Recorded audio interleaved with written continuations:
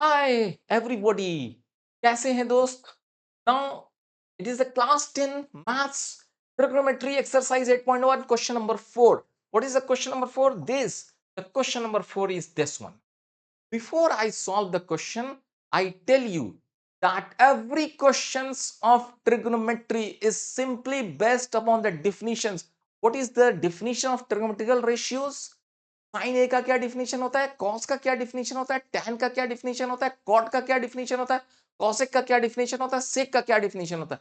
इन सब डिफिनेशंस के लिए आपको हमारे वीडियोस का पार्ट 1, जिसमें हमने सारे थ्योरी को डिस्कस किया है, उस क्वेश्चंस को जो उस वीडियो को जरूर देखिए। वो वीडियो आपके इस वीडियो के साथ एड्रेस में उसका लिंक दिया हुआ है, आप डिटेल्स में उसका लिंक दिया हुआ है, उससे आप देख सकते हैं।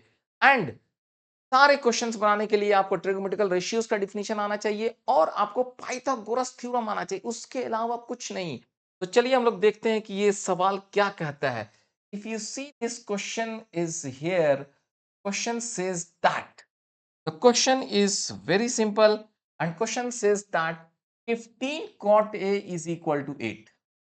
ओके, तो इससे क्या निकल कर आया? इससे निकल कर आया cot A equal to 8 by 15, and this is nothing but your base divided by perpendicular.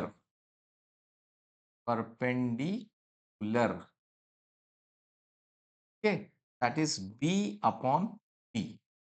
तो यहां पे क्या कीजिए, आप एक ट्रायंगल बना लीजिए। ए को यहां मत लिखिए, अगर आप चाहे लिख भी सकते हैं, नहीं। What I am saying, you right A here, be here, this is 90।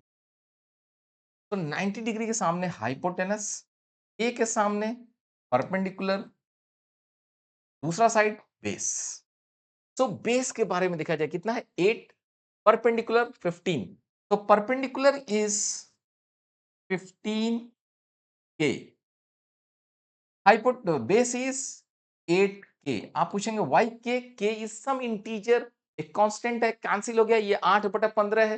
हो सकता है कि ये 16/30 रहा हो सकता है कि 24/45 रहा हो सकता है कि ये 32/60 रहा हो।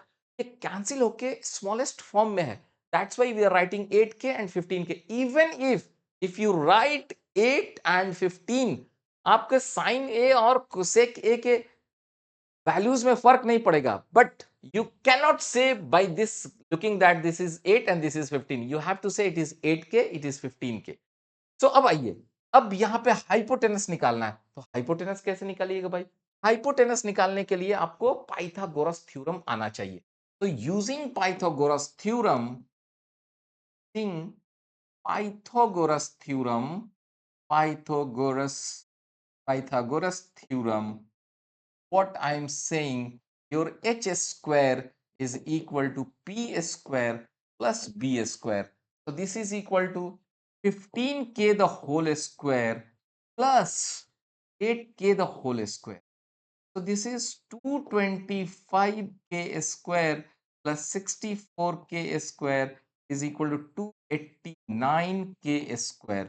So h is simply 70k, मतलब यहाँ पे ये एच स्क्वायर है, तो एच क्या होगा, H is equal to under root 289 के स्क्वायर। तो के बाहर आ गया, ये 17, 17 के वैल्यू निकल कर आया, दिस इज इक्वल टू 17 के। तो अब आपसे क्या पूछा जाता है, साइन ए का वैल्यू। भाई साइन ए का क्या डिफिनीशन है? साइन ए का डिफिनीशन है, this is perpendicular divided by hypotenuse.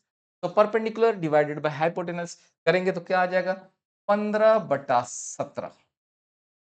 अगर आपके पास पूछा जाता है सेक ए, तो सेक ए का क्या डिफिनेशन है, हाइपोटेनस बाई बेस। तो हाइपोटेनस बाई बेस करेंगे तो 17/8 आंसर आ जाएगा। तो ये हमारा आंसर निकल कर आया। ठीक है, this is our answer. Okay, this is our answer and this is our answer. तो वेरी सिंपल दोस्तों, बहुत ही आसान है क्वेश्चंस बनाना, कहीं डिफिकल्ट नहीं है। आप क्वेश्चंस को प्रैक्टिस करेंगे, सिंपली और सिंपली ट्रिगोमेट्रिकल रेशियोज के लिए आपका डेफिनिशंस पता होना चाहिए। सभी सवाल बनाने के लिए ट्रिगोनोमेट्रिकल रेशियोज़ और पाइथागोरस थ्योरम और उसके बाद कुछ नहीं। ओके, तो ये भी सवाल आपके सामने सॉल्व किया है। अब हम लोग अगले क्वेश्चंस में देखेंगे कि क्वेश्चन नंबर 4 क्या होता है। ओके, थैंक यू दोस्तों।